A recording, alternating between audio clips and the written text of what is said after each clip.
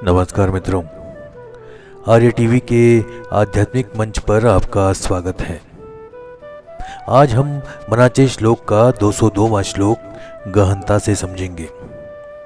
यह श्लोक न केवल ज्ञान का स्रोत है बल्कि जीवन के उद्देश्य और आत्म साक्षात्कार की ओर मार्गदर्शन करने वाला है। इसके माध्यम से हम अपनी भीतर की दिव्यता को पहचानेंगे और आत्मशुद्धि की ओर एक कदम और बढ़ेंगे। इस श्लोक में हम देखेंगे कि साधक को अपने आंतरिक मन के साथ सामंजस्य स्थापित करना होता है और निरंतर यत्न से मन को शुद्ध किया जा सकता है। इसका गहरा अर्थ है कि हमें जागरूकता और सजगता के साथ जीवन के सच्चे मार्ग पर चलना होता है। तो चलिए इस यात्रा की शुरुआत करते हैं और इस दिव्य श्लोक को समझने की ओर बढ़ते हैं। आज हम जिस दिव्य श्लोक का अध्ययन करेंगे वह इस प्रकार है।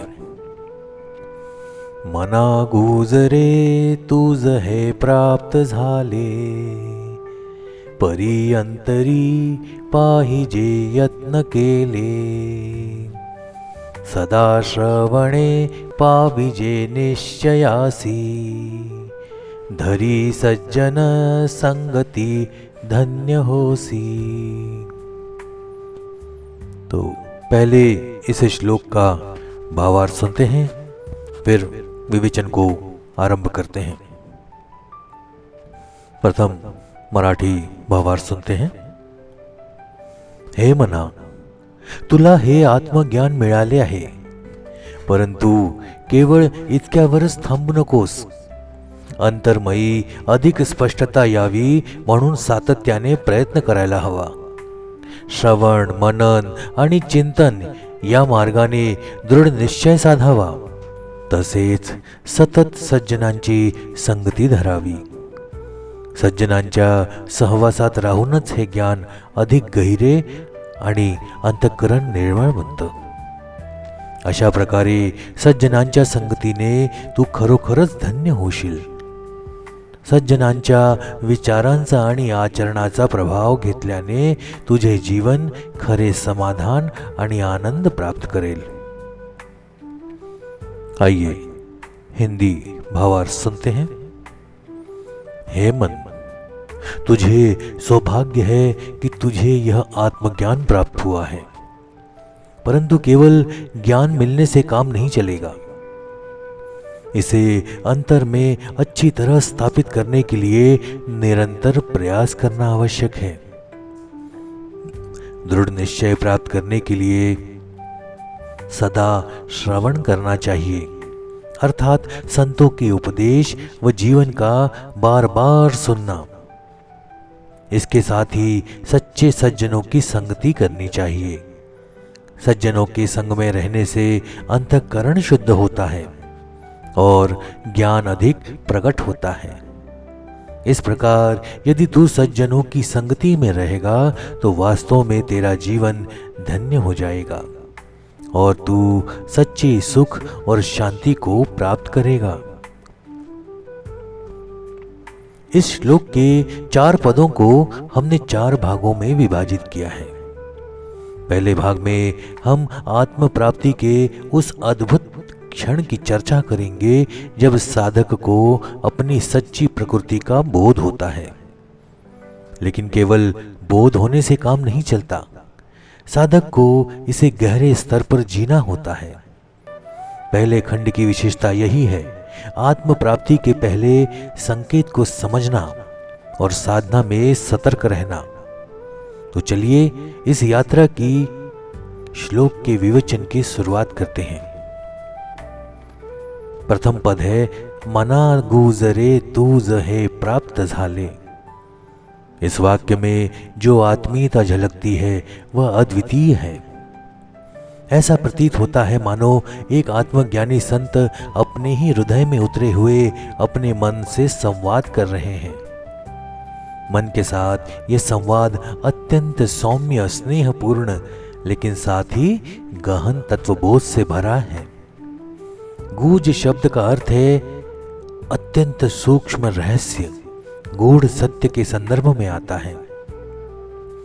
मना गूज अर्थात हे मन, तुझे यह अत्यंत गूढ़ रहस्य प्राप्त हो चुका है। अब कुछ जानने को शेष नहीं रहा।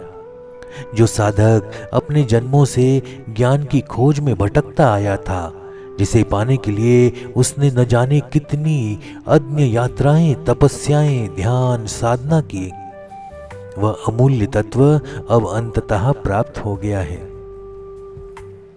लेकिन यहां एक अत्यंत सूक्ष्म बिंदु रखा गया है। परी अंतरी पाहिजे यत्न के लिए, अर्थात यद्यपि तत्व ज्ञान प्राप्त हो गया है, फिर भी अंतःकरण में निरंतर सजग प्रयास अपेक्षित है। साधना का अंत नहीं हो जाता केवल ज्ञान के साक्षात्कार से। असली साधना तो साक्षात्कार के बाद प्रारंभ होती है। ज्ञान का स्थिरीकरण, अनुभूति की अखंडता और जीवन के प्रत्येक क्षण में इस तत्वबोध का प्रतिष्ठापन, यह तभी संभव होता है जब साधक पूरे अंतःकरण से यत्नशील बना रहे। यहां एक सूक्ष्म मनोवैज्ञानिक सत्य प्रकट होता है। मानव की प्रवृत्ति है कि उपलब्धि के बाद वह शिथिल हो जाता है। उसे लगता है कि अब कुछ करने की जरूरत नहीं है, कुछ करने योग्य नहीं बचा। लेकिन अध्यात्म के पथ पर यह शिथिलता घातक होती है। जैसे कोई पर्वतारोही यदि शिखर पर पहुंचते ही सावधानी छोड़ दे तो नीचे गिरने की पूरी संभावना रहती है, वैसे ही ज्ञान प्राप्त साधक यदि सावधानी छोड़ दे, यत्न का त्याग कर दे, तो उसकी चेतना पुनः अधोगति को प्राप्त हो सकती है। इसलिए समर्थ रामदास स्वामी यहां बड़ी करुणा से मन को सावधान कर रहे हैं। हे मन, तुझे वह सब कुछ मिल गया जिसकी तूने आकांक्षा की थी, पर अब भीतर भीतर प्रयत्न करते रहना, सजग रहना, इस दिव्यता को संभाल कर रखना। फिर अगली पंक्ति में कहते हैं, सदा श्रवणे पाइजे निश्चयासी, अर्थात साधक को सदा सत्संग रूपी श्रवण में रत रहना चाहिए। निश्चय यानी ज्ञान का दृढ़ बोध श्रवण से सुदृढ़ होता है। यह श्रवण केवल बाहरी शब्दों का श्रवण नहीं है, यह उस दिव्य वाणी का श्रवण है जो संतों के शब्दों के माध्यम से अंतर्मन में प्रतिध्वनित होती है। संत वाणी का श्रवण करते करते मन में जो स्थिरता, शांति और गहराई उत्पन्न होती है, वही निश्चय की भूमि को सुदृढ़ करती है। यहां सदा श्रवणे शब्द बहुत महत्वपूर्ण है। इसका तात्पर्य है कि साधक को निरंतर श्रवणशील बनना चाहिए। न केवल कानों से शब्दों को सुनना, बल्कि संपूर्ण चित्त से, संपूर्ण प्राणों से आत्मसात करना चाहिए। ऐसा श्रवण जो केवल जानकारी के लिए न हो, वरन जो जीवन के अंग बन जाए, जो भीतर भीतर हर क्षण स्मृति के रूप में जीवित रह सके। तब जाकर निश्चय ज्ञान का दृढ़ आधार विकसित होता है। अन्यथा केवल एक बार सुन लेने से, एक बार समझ लेने से या तात्कालिक रूप से प्रभावित हो जाने से तत्वबोध स्थायी नहीं बनता। साधक को बारंबार श्रद्धा पूर्वक समर्पण भाव से ज्ञानवाणी का श्रवण करना चाहिए। और अंत में एक अत्यंत शुभ अभिर्वाचन सा वाक्य कहा गया है, धरी सज्जन संगति धन्य होसी, अर्थात सज्जनों की संगति धारण कर तू धन्य बन जाएगा। यहां सज्जन संगति का महत्व प्रतिपादित किया गया है। सज्जन कौन है? वे जो सत्य के पथ पर स्थिर हैं, जो जीवन में तत्व ज्ञान को जी रहे हैं, जिनके आचरण में करुणा, प्रेम और विवेक है। ऐसे संतों, सज्जनों का संग साधक के लिए अत्यंत कल्याणकारी होता है, क्योंकि साधक चाहे कितना भी प्रयास करे, यदि वह अकेला हो तो कभी कभी मन के विचार उसे घेर सकते हैं, लेकिन यदि वह सज्जनों की संगति में है तो वहां का सात्विक वायुमंडल, सत्संग की ऊर्जा उसे संभाले रखती है, आगे बढ़ने की प्रेरणा देती है। सज्जन संगति का गहरा प्रभाव साधक के अंतर्मन पर पड़ता है। जैसे सुगंधित फूलों के बीच बैठने से बिना प्रयत्न के ही शरीर में सुगंध भर जाती है, वैसे ही संतों की संगति में साधक का चित्त अपने आप शुद्ध होता है, स्थिर होता है। वहां कोई विशेष प्रयास भी नहीं करना पड़ता। सज्जनों की वाणी, उनकी दृष्टि, उनका मौन, सब कुछ साधक के अंतर को परमात्मा की ओर मोड़ने वाली शक्ति बन जाता है। इस प्रकार इस छोटे से श्लोक में समर्थ रामदास स्वामी ने साधना का संपूर्ण पथ संकेतित कर दिया है।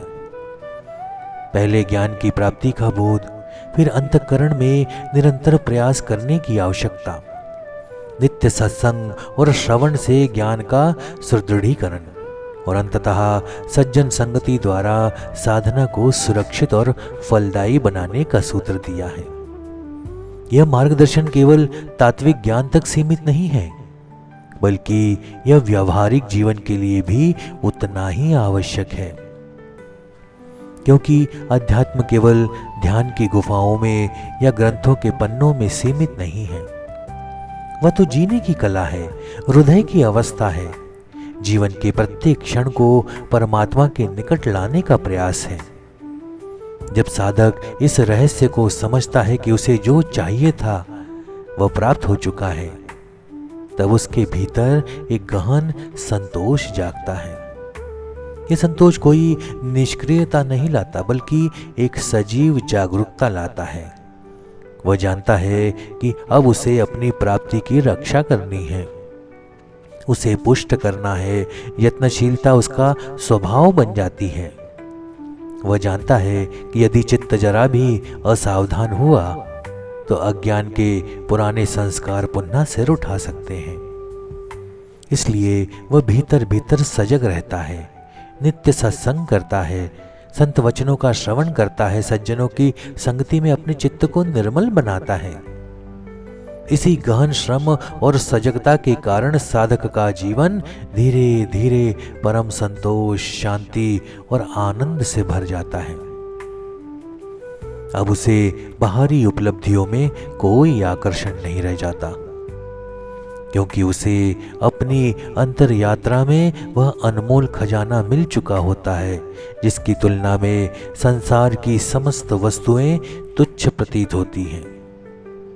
और तब वह न केवल स्वयं धन्य होता है, बल्कि उसकी उपस्थिति अन्य लोगों के लिए प्रेरणा स्रोत बन जाती है।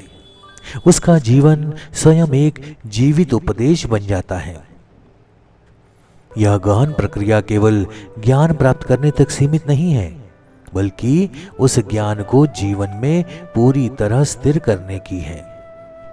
यह स्थिरता केवल शब्दों या बौद्धिक समझ से नहीं आती, यह आती है अनुभव की गहराई से, सतत जागरूकता से और संतों के संग से। और यही गूढ़ संकेत इस छोटे से श्लोक में रामदास स्वामी ने अत्यंत प्रेम पूर्वक, अत्यंत कुशलता पूर्वक हमें दिया है। इसी भावधारा को आगे विस्तार पूर्वक अनुभूत करते हुए अब अगले भाग में और भी गहरे स्तर पर इसका विवेचन करेंगे, जहां गूंज की प्राप्ति के बाद साधक के मन में उठने वाले सूक्ष्म संदेहों और उन्हें कैसे साधा जाए इस पर ध्यान केंद्रित किया जाएगा। तो धन्यवाद मित्रों। अगर आपको ये विवेचन पसंद आया हो तो कृपया हमारे चैनल आर्या टीवी को सब्सक्राइब अवश्य करें और इस ज्ञान के प्रसार में हमारे साथ जुड़ें। आध्यात्मिक ज्ञान की ये यात्राएं हमारे जीवन में प्रकाश और दिशा प्रदान करती हैं। फिर मिलते हैं अगले अध्याय में एक और श्लोक के साथ। तब तक के लिए जय जय रघुवीर समर्थ। नमस्कार।